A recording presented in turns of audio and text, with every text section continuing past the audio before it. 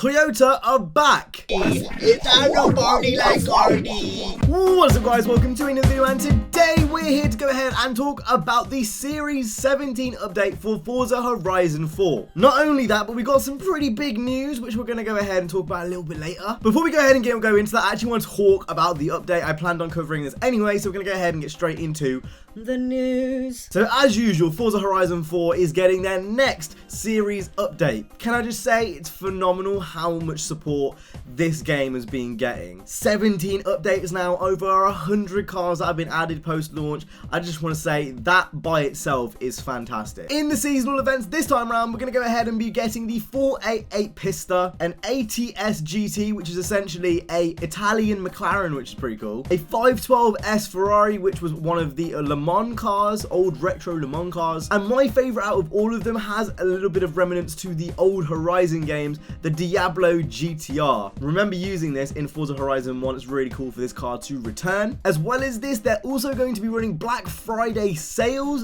with the Forzathon shop, so if you haven't already, make sure to stack your Forzathon points. And another one of the biggest updates, which are Bone Shaker, the Bone Crusher, and the Tractor are being banned from A-Class and B-Class respectively. Huge news. One of the reasons why I actually stopped playing Horizon, and it's actually one of the reasons why I'm going to be getting back into this game alongside Need for Speed, and I am going to get back into Grid, I do promise. And that pretty much rounds it up for the content that is going to be coming over the next month in Forza Horizon 4. There's also a new Showcase remix, but I don't usually play those, so I forgot to mention it. Let's talk Toyota. They are returning to Forza Horizon 4 in the Series 17 update on December the 12th. I had to look at the screen then, but don't worry about that. The more you less you know. December the 12th, and they're coming with the old generation Supra RZ that we've seen in previous Forza games. You know, probably the exact same model, I imagine, with the exact same options. It's basically going to be exactly what we've already used before. It's nothing new, so it's not actually, for me, particularly exciting. I've used this car before. I'm not really that interested in using it in Horizon. What I am interested in is the new cars that they could be coming into Forza, and not just Forza but other racing games. The obvious one is the new Supra, but then stuff like, you know, the SW20 MR2, MRS, you know, AW11 MR2, the Celica, or as you Americans say, you say Celica. Toyota Celica. I'm going to say Celica here because that's just how I say it. I'm British, and obviously the way I say it is completely correct. That is what I'm more interested in. I'm more interested in the Chaser coming into the game. Now, obviously Forza have managed to get the license, and that is really, really good. But what I'm a little bit scared about, not only just for Forza but for other games as well, is that it's just going to be a Supra thing. I don't want this just to be a Supra thing. I don't want Toyota to come back and they say, oh look, you can have the original Supra because, you know, we're fast and furious, we're hip, we're young, we're cool. You can have the new Supra because this is that car that we need you to buy because, you know, like, it's basically BMW, but don't worry about that. And then we're like, what about the Chaser? What about the MR2? What about the Celica? And they're just like, huh? That's not what I want, really, because especially with Need for Speed, and there's a whole different video topic speaking about Toyota and Need for Speed.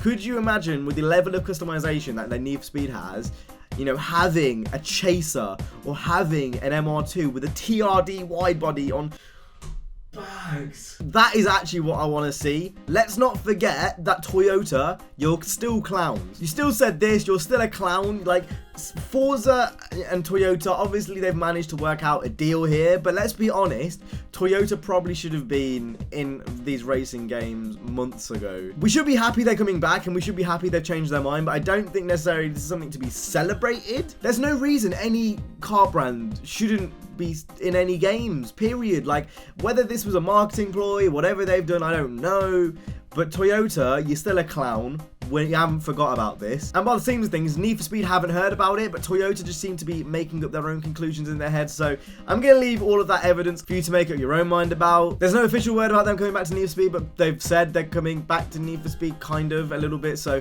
who knows what this actually means. I'm still a bit worried that they're going to be moving a little bit weird, though. So I guess we're not going to know, you know, what really happens of this until, you know, like a few months down the line. But, you know, hopefully this means they're coming back to other games. Hopefully this means we can see more than just Supras in the game, and, you know, we can actually start seeing some of their other legacy cars, like the old cars in the game. But that's been it from me today. I hope you guys enjoyed. If you did, make sure to go ahead and hit the like, subscribe. What do you think about this whole Toyota thing? What do you think about the Series 17 update? Please leave your comments down below. I will be reading. That's been it from me, your boy StraightUpHippo. I will see you guys in the next one. You guys have been awesome. Stay safe and peace.